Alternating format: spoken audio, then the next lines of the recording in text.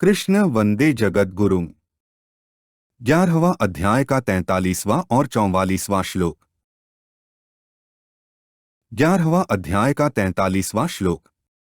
पितासि लोकस्य चराचरस्य त्वमस्य पूज्यश्च गुरुर्गरीयान् न त्वत्समोऽस्त्यभ्यधिकः कुतोऽन्यो लोकत्रयप्य प्रतिम प्रभा। ऊपर कहे गए श्लोकों का अर्थ है, आप ही इस चराचर संसार के पिता हैं, आप ही पूजनीय हैं और आप ही गुरुओं के महान गुरु हैं। हे अनंत प्रभावशाली भगवन, इस त्रिलोकी में आपके समान भी दूसरा कोई नहीं है, फिर अधिक तो हो ही कैसे सकता है।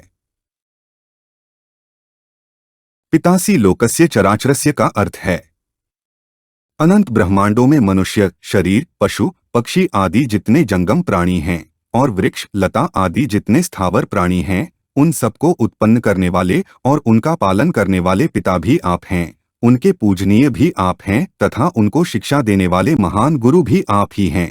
त्वमस्य पूज्यश्च गुरुर्गरीयान्।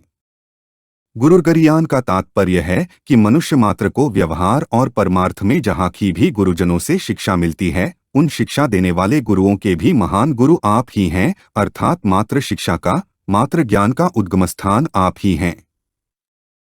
न त्वत्समोऽस्त्यभ्यधिकः कुतोऽन्यो लोकत्रयप्य प्रतिम प्रभाव का अर्थ है, इस त्रिलोकी में जब आपके समान भी कोई नहीं है, कोई होगा नहीं और कोई हो सकता ही नहीं, तब आपसे अधिक विलक्षण कोई हो ही कैसे सकता है। इसलिए आपका प्रभाव अतुलनीय है, उसकी तुलना किसी से भी नहीं की जा सकती। 11वां अध्याय का 44वां श्लोक। तस्मात् प्रणमय प्रणिधाय कायं प्रसाद्ये त्वां हमीश मीड्यम् पितेव पुत्रस्य सखेव सख्युः प्रियः प्रियायार्हसि देव सोढुम्। ऊपर कहे गए श्लोकों का अर्थ है, इसलिए शरीर से लंबा पढ़कर स्तुति करने योग्य आप ईश्वर को मैं प्रणाम करके प्रसन्न करना चाहता हूँ। जैसे पिता पुत्र के, मित्र मित्र के और पति पत्नी के अपमान को सह लेता है, ऐसे ही हे देव, आप मेरे द्वारा किया गया अपमान सहने में समर्थ हैं। तस्मात् प्रणमय प्रणिधाय कायं प्रसाद्ये त्वां हमीश मीड्यम का अर्थ है, आप अनंत ब्रह्मांडों के ईश्वर हैं, इसलिए सबके द्वारा स्तुति करने योग्य आप ही हैं। आपके गुण, प्रभाव, महत्व आदि अनंत हैं, अतः ऋषि, महर्षि, देवता, महापुरुष आपकी नित्य निरंतर स्तुति करते रहें तो भी पार नहीं पा सकते। ऐसे स्तुति करने योग्य आपकी मैं क्या स्तुति कर सकता हूँ। मेरे में आपकी स्तुति करने का बल नहीं है, सामर्थ्य नहीं है, इसलिए मैं तो केवल आपके चरणों में लंबा पड़कर दंडवत प्रणाम ही कर सकता हूँ और इसी से आपको प्रसन्न करना चाहता हूँ। पितेव पुत्रस्य सखेव सख्युः प्रियः प्रियायार्हसि देव सोढुम् का अर्थ है, किसी का अपमान होता है तो उसमें मुख्य 3 कारण होते हैं। 1 प्रमाद यानी कि असावधानी से, 2 हंसी दिल्लगी विनोद में ख्याल न रहने से और 3 अपनेपन की घनिष्ठता होने पर अपने साथ रहने वाले का महत्व न जानने से।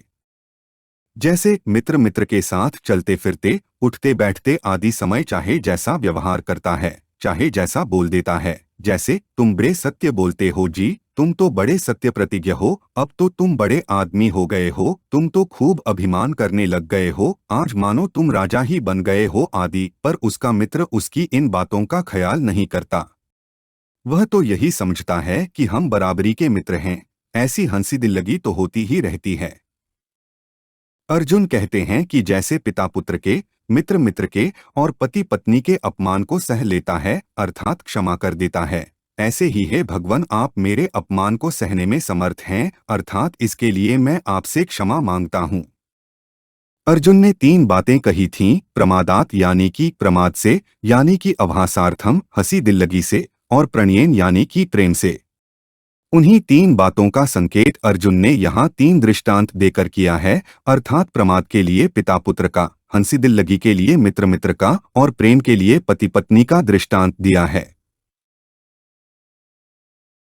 11वें अध्याय में 11 रसों का वर्णन इस प्रकार हुआ है। देवरूप का वर्णन होने से शांतरस, स्वर्ग से पृथ्वी तक और 10 दिशाओं में व्याप्त विराट रूप का वर्णन होने से अद्भुतरस, अपनी जिहा से सबका ग्रसन कर रहे हैं और सबका संहार करने के लिए काल रूप से प्रवृत्त हुए हैं, ऐसा रूप धारण किए होने से रौद्ररस, भयंकर विकराल मुख और दाढ़ों वाला रूप होने से बीभत्स रस। तुम युद्ध के लिए खड़े हो जाओ, इस रूप में वीर रस। लंबे पड़कर दंडवत प्रणाम आदि करने से दास्य रस। मुख्य मुख्य योद्धाओं को तथा अन्य राजा लोगों को भगवान के मुख में जाते हुए देखने से करुण रस। दृष्टांत मित्र मित्र के, पिता पुत्र के और पति पत्नी के अपमान को सह लेता है, इस रूप में क्रमश सख्य रस, वात्सल्य रस और माधुर्य रस का वर्णन हुआ है, और हंसी आदि की स्मृति रूप से हास्य रस का वर्णन हुआ है। हमारे चैनल को सब्सक्राइब करें। अगर यह वीडियो आपको अच्छी लगी तो वीडियो को लाइक करें, वीडियो को अपने दोस्तों के साथ शेयर करें, अपने सुझाव हमें कमेंट करके बताएं। जय श्री कृष्णा।